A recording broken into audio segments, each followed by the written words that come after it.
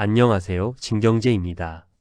전 세계 200여 개 국가 중 지금 이 순간 가장 뜨거운 감자로 떠오른 나라가 어디일까요?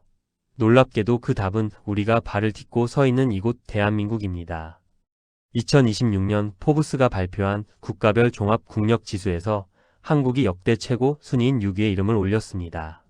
일본과 프랑스를 아래에 둔 이 숫자가 단순한 통계의 착시일까요? 아니면 거대한 시대의 변곡점일까요? 오늘 그 숫자가 숨기고 있는 살벌한 진실과 한국이 전 세계 공급망에서 차지하게 된 독점적 지위의 실체를 숫자로 증명해 드리겠습니다. 70년 전 원조를 받던 나라가 어떻게 전 세계 시스템의 운영체제가 되었는지 지금 바로 시작합니다. 먼저 우리가 오랫동안 넘지 못할 벽으로 여겼던 일본의 상황부터 들여다보겠습니다. 이번 발표에서 일본은 8위로 내려앉았습니다. 1980년대 전 세계 시가총액 상위권을 싹쓸이하던 그 기세는 이제 역사책 속의 이야기가 되었습니다. 일본의 발목을 잡은 건 단순히 경제 성장률 수치가 아닙니다. 바로 기술의 고립화와 시스템의 노후화입니다. 전 세계가 인공지능과 클라우드로 대전환하는 시기에 일본은 여전히 물리적 매체와 아날로그식 절차에 묶여 있습니다. 이것을 경제학에서는 기술 부채라고 부릅니다. 혁신을 거부한 대가로 지불해야 하는 이자가 원금을 잡아먹기 시작한 겁니다. 일본의 하락은 단순한 침체가 아니라 거대한 구조적 설계 결함의 결과입니다. 실제로 하버드 대학 성장연구소가 발표한 기술 복잡성 지수를 보면 일본의 하락세는 더욱 뚜렷합니다. 과거 일본은 모든 분야에서 1위를 지켰지만 이제는 소프트웨어와 데이터 아키텍처 분야에서 한국과 대만에 완전히 주도권을 내주었습니다. 도장을 찍어야 결제가 완료되는 사회 구조는 초단위로 변하는 글로벌 시장에서 치명적인 약점이 되었습니다.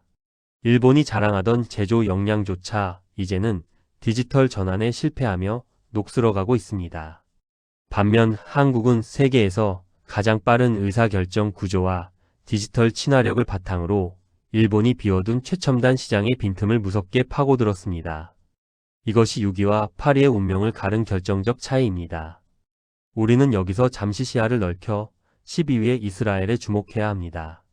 인구 900만 명의 작은 나라가 어떻게 핵 보유국인 인도나 자원 대국들을 위협하는 국력을 갖게 되었을까요? 이들은 국가를 하나의 거대한 벤처 기업으로 설계했습니다. 이스라엘의 국방력은 단순히 총칼에서 나오는 게 아니라 전 세계 사이버 보안망의 80%를 장악한 기술 권력에서 나옵니다. 적에게 둘러싸인 지정학적 위기를 오히려 기술 수출의 기회로 바꾼 역발상이 이들을 작지만 매운 고추로 만든 겁니다. 이스라엘의 유닛 8200 같은 부대는 군대가 아니라 세계 최고의 기술 인재 양성소 역할을 하며 국가 경쟁력을 뒷받침하고 있습니다. 이스라엘의 성공은 우리에게 중요한 교훈을 줍니다. 영토가 작고 자원이 없어도 특정 분야의 기술을 독점하면 세계가 함부로 건드릴 수 없는 강대국이 될 수 있다는 사실입니다. 한국 역시 이스라엘처럼 생존을 위한 기술 집약적 국력을 키워왔습니다. 하지만 한국은 이스라엘보다 훨씬 거대한 제조 생태계를 보유하고 있다는 점에서 더 무서운 잠재력을 가집니다. 이스라엘이 소프트웨어의 강자라면 한국은 소프트웨어와 하드웨어를 동시에 틀어진 전 세계 유일의 공급망 기지입니다. 포브스가 한국에 손을 들어준 이유도 바로 이 제조와 기술의 결합 능력에 있습니다. 이제 대한민국이 6위에 올라선 구체적인 데이터와 배경을 분석해 보겠습니다. 포브스가 한국을 6위로 평가한 핵심 근거는 바로 공급망의 무기화 능력입니다. 과거의 강대국이 영토와 인구로 승부했다면 지금은 그 나라가 없으면 전 세계 시스템이 멈추느냐가 기준이 됩니다. 반도체를 예로 들어보죠. 삼성전자와 SK하이닉스의 가동이 일주일만 중단되어도 전 세계 서버와 스마트폰 생산은 마비됩니다. 인공지능 혁명의 핵심인 고대역폭 메모리 시장에서 한국의 점유율은 90%에 육박합니다. 한국은 단순한 제조 공장이 아니라 전 세계 디지털 문명을 돌리는 핵심 엔진이자 운영체제입니다. 과거 17세기 네덜란드가 인구와 영토의 열세에도 불구하고 전 세계 해상 무역을 장악하며 강대국으로 군림했던 역사를 기억하십니까? 당시 네덜란드는 조선 기술과 금융이라는 독점적 도구를 통해 세계 경제의 흐름을 통제했습니다. 지금의 대한민국이 바로 21세기의 네덜란드와 같은 길을 걷고 있습니다. 우리는 배 대신 반도체와 배터리를 만들고 돛대 대신 인공지능 칩을 세워 전 세계 디지털 무역로를 장악하고 있습니다. 미국과 중국이 패권 다툼을 벌이는 와중에도 양측 모두 한국의 기술 없이는 단 하루도 버틸 수 없는 기막힌 상황이 연출되고 있는 것입니다. 방산 분야의 도약은 더욱 놀랍습니다. 최근 폴란드와 루마니아 등 유럽 국가들이 한국산 무기를 싹쓸이하는 현상은 한국이 서방 세계의 새로운 변기창 역할을 수행하고 있음을 의미합니다. 독일의 레오파르트 전차를 주문하면 인도까지 5년이 넘게 걸리지만 한국의 K2 전차는 주문과 동시에 생산 라인이 돌아가고 수개월 내에 실전 배치가 가능합니다. 이는 한국이 휴전 국가라는 특수성 덕분에 전 세계에서 유일하게 상시 대량 생산 체제를 유지하고 있기 때문입니다. 가성비가 좋아서 사는 게 아니라 성능과 납기라는 두 마리 토끼를 잡을 수 있는 유일한 대안이 한국뿐인 겁니다. 여기서 우리는 프레임을 바꿔야 합니다. 한국의 성장은 단순히 국민들이 잠을 줄여가며 일한 결과가 아닙니다. 냉전 이후 무너진 글로벌 공급망에서 가장 신뢰할 수 있고 가장 빠른 생산성을 가진 대체 불가능한 파트너로 한국이 선택된 것입니다. 이를 국가 전략적 관점에서 보면 한국은 이제 부품 국가에서 시스템 설계 국가로 진화하고 있습니다. 전 세계가 한국의 표준에 맞춰 무기 체계를 정비하고 한국의 칩에 맞춰 소프트웨어를 코딩합니다. 이것이 바로 하드웨어 권력입니다. 우리는 이제 누군가 써놓은 시나리오에 출연하는 배우가 아니라 무대 장치와 대본을 직접 공급하는 연출가가 되었습니다. 물론 우리 위에는 여전히 거대한 괴물들이 버티고 있습니다. 5위를 차지한 독일은 유럽 경제의 최후 보루입니다. 최근 러시아의 위협에 대응하기 위해 독일은 수십 년간 금기시했던 재무장을 선언했습니다. 독일의 국방비 증액은 유럽 전체의 군사 지형을 뒤바꿀 강력한 변수입니다. 하지만 독일 역시 에너지 자급률이 낮고 인구 고령화라는 고질병을 앓고 있습니다. 독일의 기술력이 여전히 세계 최고 수준이라 하더라도 디지털 전환의 속도 면에서는 한국에 뒤처지고 있다는 평가가 지배적입니다. 제조 강국 독일과 기술 강국 한국의 순위 다툼은 앞으로 더욱 치열해질 전망입니다. 4위 영국의 저력은 눈에 보이지 않는 곳에 숨어 있습니다. 제조업은 예전만 못하지만 런던의 금융 자본과 영연방이라는 거대한 네트워크는 여전히 영국의 강력한 무기입니다. 특히 정보력 면에서 영국은 미국과 어깨를 나란히 합니다. 눈에 보이는 공장은 적을지 몰라도 전 세계 돈의 흐름과 정보의 길목을 지키고 있는 영국은 쉽게 무너지지 않는 성곽과 같습니다. 한국이 실질적인 물건을 만들어 국력을 쌓는다면 영국은 그 물건이 거래되는 시장의 규칙을 만드는 나라입니다. 우리가 6위에서 더 올라가기 위해서는 영국처럼 글로벌 표준과 금융 권력을 확보하는 과정이 반드시 필요합니다. 3위 러시아는 가장 역설적인 강대국입니다. 경제 규모는 한국보다 작지만 광활한 영토에서 쏟아지는 자원과 6,000기의 핵미사일이 그들을 3위에 올려놓았습니다. 하지만 우크라이나 전쟁을 통해 러시아의 재래식 군사력의 미천이 드러났고 서방의 경제 제재로 인해 기술 발전은 멈춰버렸습니다. 러시아의 국력은 현재 과거의 유산에 의존하고 있는 셈입니다.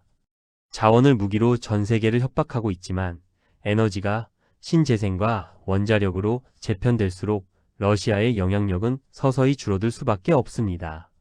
그럼에도 불구하고 그들이 가진 핵 억제력은 여전히 국제사회에서 무시할 수 없는 상수입니다.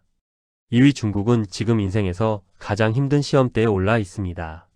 한때 미국을 추월할 것처럼 기세등등했지만 부동산 거품 붕괴와 급격한 인구 감소가 발목을 잡고 있습니다. 특히 미국의 강력한 반도체 수출 규제로 인해 중국의 첨단 기술 발전은 거대한 장벽에 부딪혔습니다. 중국은 14억 인구의 시장을 무기로 버티고 있지만 인구 구조가 무너지기 시작하면 그 시장의 매력도 급감할 것입니다. 중국이 무력으로 대만을 위협하는 이유도 결국 내부의 불안을 외부로 돌리고 첨단 반도체 공급망을 강제로 확보하려는 절박함의 표현입니다. 중국의 추락 여부가 향후 10년 글로벌 국력 지도의 최대 변수입니다.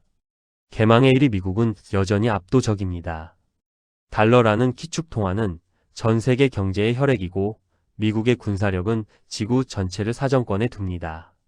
특히 최근의 인공지능 혁명은 다시 한번 미국의 독주 체제를 굳히고 있습니다.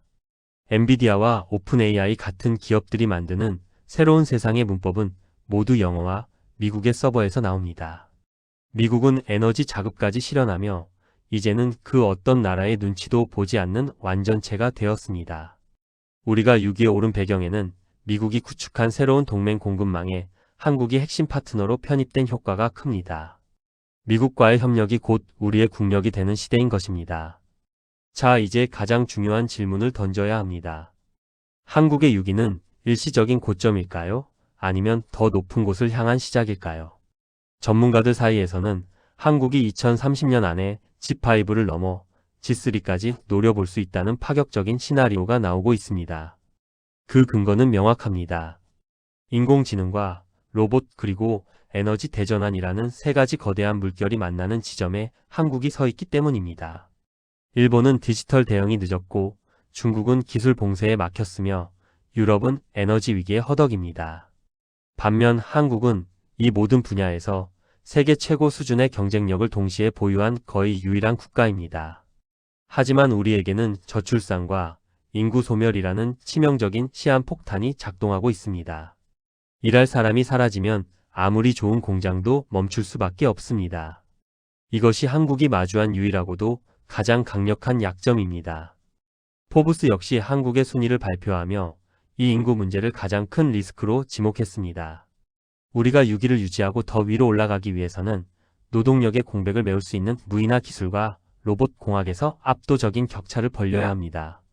사람이 부족한 나라가 아니라 사람이 없어도 시스템이 완벽하게 돌아가는 기술 국가로 탈바꿈해야 하는 것입니다. 우리는 지금 역사의 한복판에 서 있습니다. 70년 전 폐허 속에서 살아남기 위해 발버둥 치던 나라가 이제는 전 세계 강대국들과 어깨를 나란히 하며 순위 다툼을 벌이고 있습니다. 일본이 8위로 떨어지는 모습은 영원한 승자도 영원한 패자도 없다는 냉혹한 진리를 보여줍니다. 지금의 6위라는 성적표는 우리에게 주어진 기회이자 동시에 경고입니다. 여기서 안주하면 일본처럼 서서히 저물 것이고 기술 혁신과 인구 위기를 돌파하면 우리는 역사상 최초로 아시아를 넘어 전 세계의 중심 국가로 우뚝 설 수 있을 것입니다. 결론적으로 포브스의 2026년 순위는 우리에게 명확한 메시지를 던집니다. 첫째, 우리는 이미 우리가 생각하는 것보다 훨씬 더 강력한 힘을 가진 나라라는 점입니다. 둘째, 그 힘의 원천은 바로 전 세계가 우리를 배제할 수 없게 만드는 독점적 기술력에서 나온다는 것입니다. 셋째, 내부의 인구 위기를 극복하지 못하면 이 모든 성취는 한여름밤의 꿈처럼 사라질 수 있다는 경고입니다. 이제 공은 우리에게 넘어왔습니다. 지금의 이 화려한 성적표를 영구적인 승리의 기록으로 남기느냐 아니면 마지막 불꽃으로 남기느냐는 지금 우리의 대응에 달려 있습니다. 여러분은 대한민국의 미래를 어떻게 보십니까? 정말 G3까지 치고 올라가 세계의 규칙을 정하는 나라가 될 수 있을까요? 아니면 인구 절벽의 벽에 부딪혀 서서히 그 빛을 잃어갈까요? 분명한 것은 우리가 지금 전 세계가 주목하는 가장 역동적인 국가라는 사실입니다. 6이라는 숫자에 자만하지 않고 기술의 날을 더욱 날카롭게 세워야 할 때입니다. 우리의 통찰력과 선택이 모여 내일의 대한민국 순위를 결정할 것입니다. 오늘 준비한 분석이 여러분의 시야를 넓히는 데 도움이 되었기를 바랍니다. 지금까지 긴 시간 함께 해주셔서 감사합니다.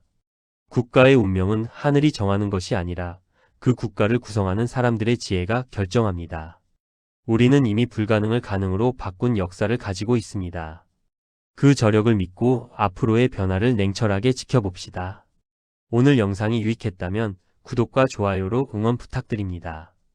여러분의 관심이 더 깊이 있는 분석을 만드는 힘이 됩니다. 저는 더 흥미롭고 소름 돋는 경제와 국방의 이야기로 다시 돌아오겠습니다. 진경재였습니다. 감사합니다.